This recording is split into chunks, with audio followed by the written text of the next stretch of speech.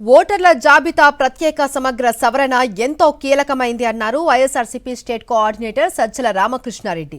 June 15 నుంచి రాష్ట్రంలో SIR ప్రారంభమవుతుందని, ఈ విషయంలో బీఎల్ఏలకు వెంటనే శిక్షణ ఇవ్వాలి అని సూచించారు. వైఎస్ఆర్సీపీ ఓట్లు తొలగించకుండా అప్రమత్తంగా ఉండాలి అన్న సజ్జల, డ్రాఫ్ట్ స్థాయిలోనే జాగ్రత్తలు తీసుకుంటే తర్వాత ఇబ్బందులు ఉండవు అన్నారు. సెప్టెంబర్ వరకు అన్ని టీంలు, సీనియర్ నేతలు, ఇన్ఛార్జీలు నిరంతర పర్యవేక్షణ చేపట్టాలి అన్నారు. సమర్థవంతంగా పనిచేసే బూత్ ఏజెంట్లకు తగిన గుర్తింపు ఇస్తామని చెప్పారు సజ్జల. తాడేపల్లిలో వైఎస్ఆర్సీపీ పార్లమెంటరీ పరిశీలకులతో భేటీ అయిన ఆయన సర్ అమలుపై దిశానిర్దేశం చేశారు. బిఎల్ఓకు మనం ఫాలో కావడానికి లేదా బిఎల్ఓ ఎన్యూమరేషన్ రేపు మొదలు పెట్టడానికి ఎన్యూమరేషన్ ఫామ్స్ ఇవ్వడం ఎప్పుడైతే మొదలు పెడతారో, రేపు 15th మొదలు పెట్టి 1 month అన్నారు ఇవ్వడానికి కలెక్షన్.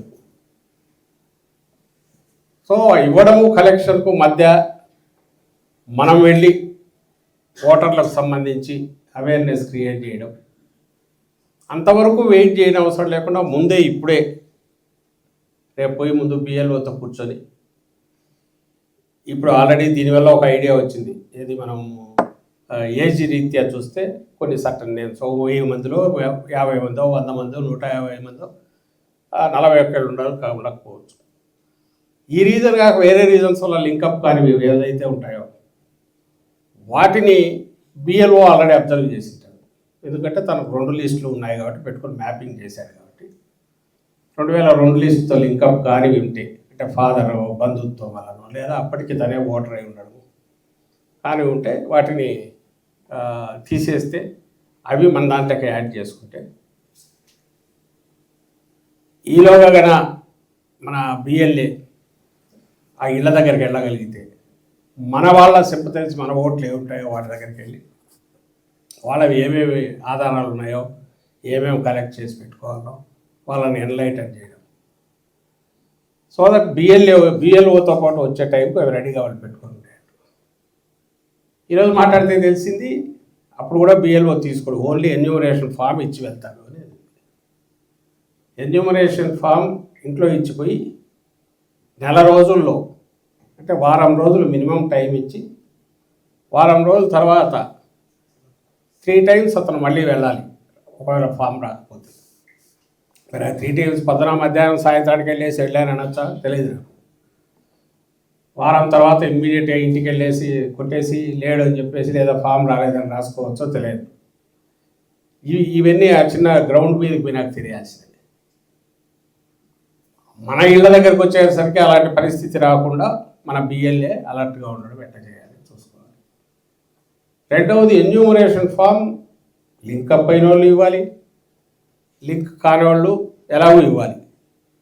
ఎన్యూమరేషన్ ఫామ్ పోకపోతే ఓటు పోతుంది ఆటోమేటిక్గా, లింక్ అయినోడైనా సరే. ఖచ్చితంగా చేరాలి. 3వ పాయింట్ తెలుస్తున్నది అంటే, డ్రాఫ్ట్లో నువ్వు పూర్తి ఇనెలిజిబుల్ అయినా వాళ్ళ ప్రకారం కానీ రియల్గా కూడా నువ్వు ఎన్యూమరేషన్ ఫామ్ ఇస్తే దాన్ని అయితే ఎంటర్ అయిపోతుంది డ్రాఫ్ట్లో. ఆ తర్వాత డ్రాఫ్ట్లో మళ్ళీ తర్వాత క్లెయిమ్స్, అబ్జెక్షన్స్లో మనం పెట్టి వాటికి తీయించాలి. అంటే బిఎల్ఏ కనుక సరిగా ఉంటే ఫస్ట్ ఓటు తీయడానికి లేకుండా అయితే ఏర్పాటు చేసుకోవచ్చు. ఎప్పుడు అప్ టు డ్రాఫ్ట్ లెవెల్ కూడా, డ్రాఫ్ట్ లెవెల్ వరకు కూడా ఏ ఓటు పోకుండా తీసుకోవచ్చు. మనము బిఎల్ఏని ఎక్విప్ చేయడంలో మనం ఎట్లా ఆలోచిస్తున్నామో అతను అట్లా ఆలోచించేట్టు మనం ఇచ్చిన దీన్ని పట్టుకొని దాన్ని ఇంకొంచెం ఫర్దర్ ఇంప్రూవైజ్ చేసి ఎట్లా పని చేయించవచ్చు ఆయనతో అనేది తనకు కన్వే చేసి తలకు ఎక్కించి పంపడం. సో మీరు అక్కడ బిఎల్ఓలు ఎవరన్నా లేదా మీరు ఎక్కడుంటే అక్కడ బిఎల్ఓలు ఎవరన్నా పిలిపించుకొని మాట్లాడితే మాకు దృష్టికి రాని మీకు రావచ్చు, ఇగో ఇది చేయొచ్చు ఇది చేయొచ్చు. కానీ జనరల్గా కనపడుతున్నది ఒకటే. ఇప్పుడు మనకంటూ ఎన్యూమరేషన్ ఫామ్ ఖచ్చితంగా అందరికి వస్తుంది. అవి వచ్చినవన్నీ వాళ్ళు సబ్మిట్ చేస్తే అబ్జెక్షన్స్ కానీ క్లెయిమ్స్ కానీ తర్వాత పెట్టాలా. And either you are linked up or you are not linked up. Enumeration form మళ్ళీ రిటర్న్ ఇవ్వకపోతే అయితే ఓటు ఎగిరిపోతుంది. సో ఖచ్చితంగా ఆ ఫామ్ అయితే మళ్ళీ చేరాల. న్యూట్రల్ ఎవరైనా సరే ఓట్ ప్రొటెక్ట్ చేయాలంటే వాళ్ళ ఇళ్ళకన్నీ వెళ్ళి ఆ ఆధారాలు ఏమేమి పెట్టుకోవాలో వాళ్ళకి చూపించి అది ఏ రకంగా ఉంటుంది, అదే ప్రూఫ్లు ఏం పెట్టడంతో పాటు రెడీ చేసుకోవాల్సిన ఫోటో కానీ మిగిలిన ముందు చెప్పేసి వస్తే ఆఖరికి వచ్చేసరికి అది కరెక్ట్గా ఫిల్ చేసి ఇచ్చివ్వడానికి వీలవుతుంది. కాబట్టి ఆ ప్రాసెస్ పూర్తి చేయించాలి.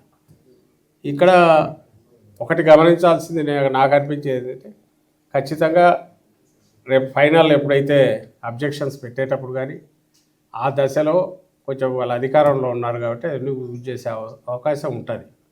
బిఎల్ఓస్ మీద ప్రెజర్ చేయడము, ఇంకోటి చేయడము, మనం ఇచ్చిన అబ్జెక్షన్స్ పక్కన పడేయించడము ఏదో జరిగే అవకాశం ఉంటుంది.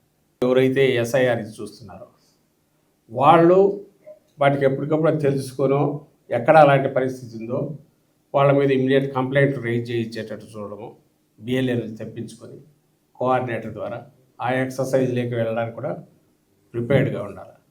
మనకి ఇప్పటి నుంచి సెప్టెంబర్ వరకు కూడా మీరందరూ దీని మీద పూర్తి ఫోకస్ పెట్టగలిగితే ఇప్పుడు ఎవరైతే పార్లమెంటుకు పెట్టామో వాళ్ళు టేకప్ చేయండి.